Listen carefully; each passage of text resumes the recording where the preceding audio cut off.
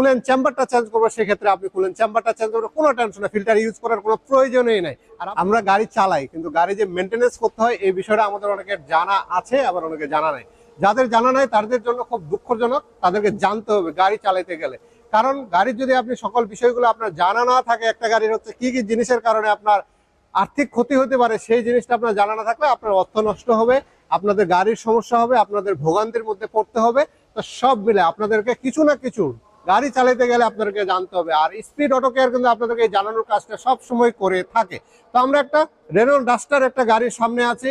এই Renault duster গাড়িটার হচ্ছে যে সমস্যাটা নিয়ে আসে, এটা হচ্ছে আসলে খুব দুঃখজনক একটা সমস্যা, যেটা আমরা সাধারণত যারা গাড়ি ইউজার আছি ওনাদের জন্য এটা একেবারেই ভালো বলে মনে হয় না।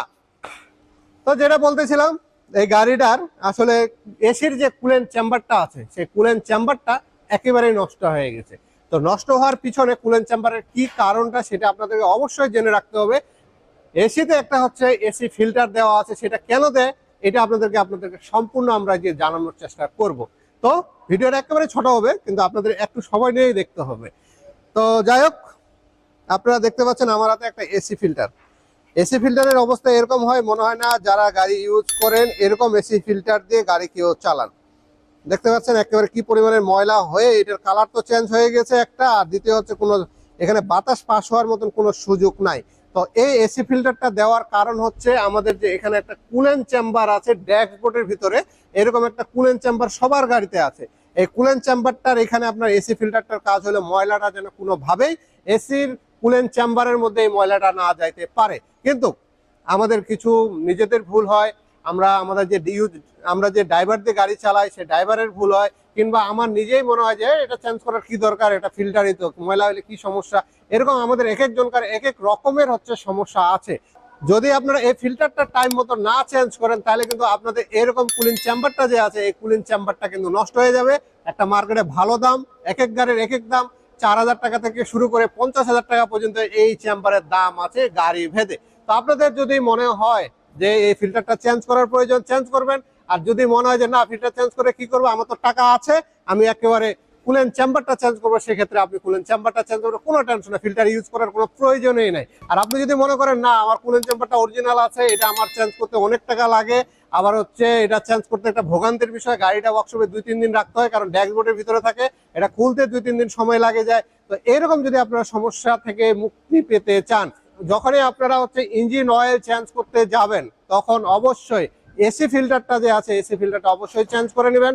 যদি এসি ফিল্টার না চেঞ্জ করে ফেলেন তাহলে কিন্তু আপনাদের এরকম সমস্যার সম্মুখীন হতে হবে। এই জন্য প্রত্যেকটা ফিল্টারের সাথে এক একটা সমস্যার সমাধান হওয়ার ব্যবস্থা করে দিছে।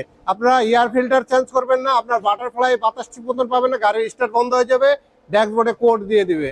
আপনার অয়েল ফিল্টার চেঞ্জ করবেন না, অয়েল মোটা হয়ে যাবে, অয়েল ফিল্টার অয়েল ঠিক মতন পাস করতে পারবে না, সেক্ষেত্রে আপনার কি হবে, ইঞ্জিনের সাইন দিয়ে দিবে, যেটা অয়েল পায় না এরকম একটা সাইন আছে, সেটা আপনার ইঞ্জিনে সাইন দিয়ে দিবে যে আপনার ইঞ্জিন অয়েলটা ঠিক মতন আপনার গাড়ি পাচ্ছে না। তো গাড়িতে সাধারণত আমাদের অকটেন গাড়িগুলোতে 3টা ফিল্টার থাকে, ডিজেল গাড়িতে 5টা ফিল্টার থাকে। যদি আপনাদের এরকম গাড়ির সমস্যা হয়ে থাকে সেক্ষেত্রে আসবেন, কম সমস্যা হলে আসবেন, বেশি সমস্যা হলে আসবেন। যে কোনো সমস্যার জন্য স্পিড অটো কেয়ার আপনাদেরকে সঠিক পরামর্শ দেবে এবং সমাধান দেওয়ার জন্য সব সময় আপনাদের সাথে কাজ করে যাচ্ছে স্পিড অটো কেয়ার। তো আমরা দীর্ঘ 10 বছর আপনাদেরকে সার্ভিস দিয়ে আসছি। এর মধ্যে আমাদের বিভিন্ন ক্লায়েন্টদেরকে হচ্ছে বিভিন্ন রকমের আমরা ভালো সার্ভিস দিতে পারছি, খারাপ সার্ভিস দিতে, মিডিয়াম সার্ভিস দিতে পারছি, কাউকে খুশি করতে পারছি, কাউকে খুশি করতে পারি নাই। তো সব মিলে আপনাদেরকে আমরা এই সার্ভিসগুলো দেওয়ার চেষ্টা করতেছি। যদি আপনাদের এরকম সার্ভিসের প্রয়োজন হয় সেক্ষেত্রে স্পিড অটো কেয়ারের সাথে সরাসরি যোগাযোগ করবেন। ঈদের শুভেচ্ছা থাকলো।